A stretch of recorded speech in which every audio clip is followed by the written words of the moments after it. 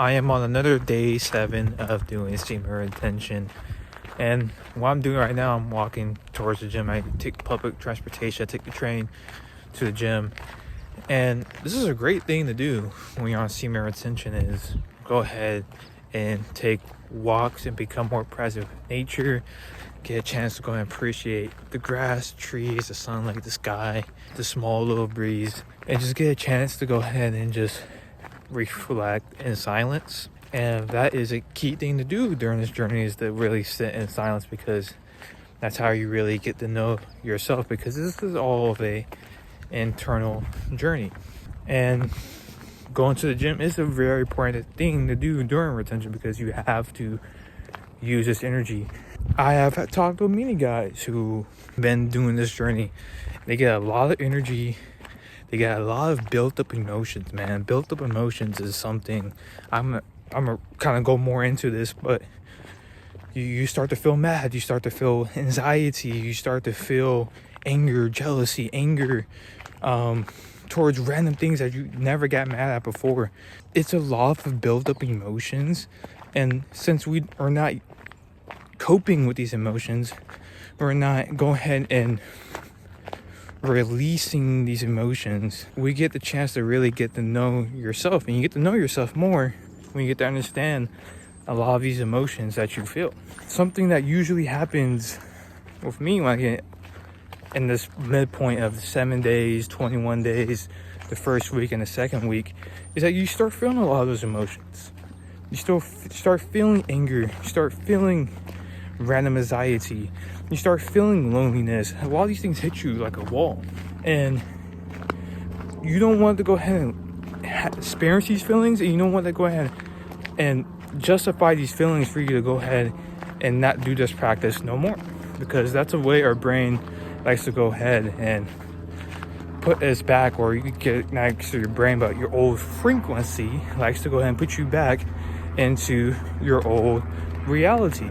And you really get to start to really realize these emotions and these feelings, and that there is a spiritual concept in that, being the right brain and left side of your brain. The left side of your brain being the more masculine, the more analytical. And even in anatomy physiology, a class I've been taking at my college, the left side of the brain is the analytical, the masculine side, the more detail oriented.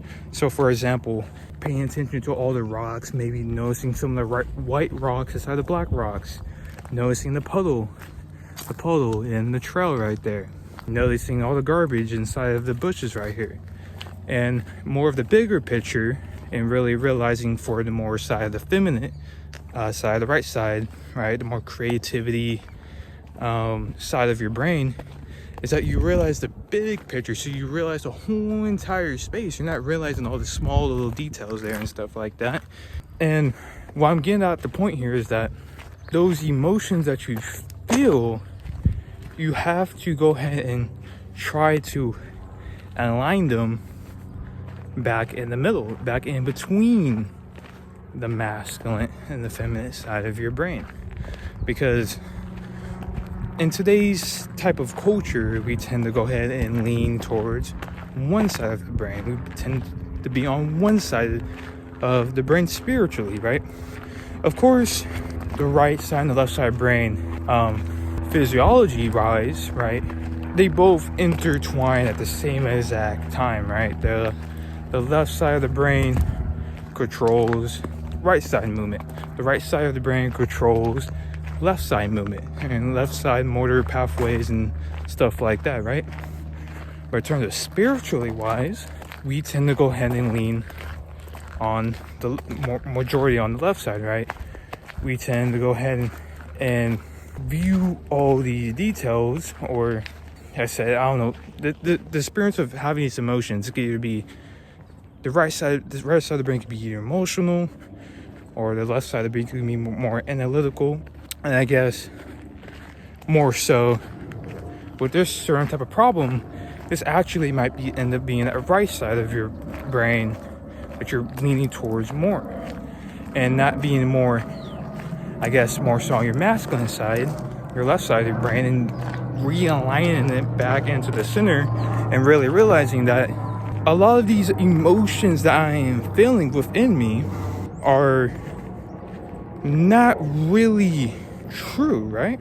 And if you kind of take it even farther back and look at it from more of a bigger picture, look at the smaller details, right? Think about both sides of the brain, you start to really realize that a lot of these emotions that I am feeling, for example, if I'm feeling anger, if I'm feeling anger maybe towards an individual, maybe I'm feeling more anger since this is a journey for men doing semen retention.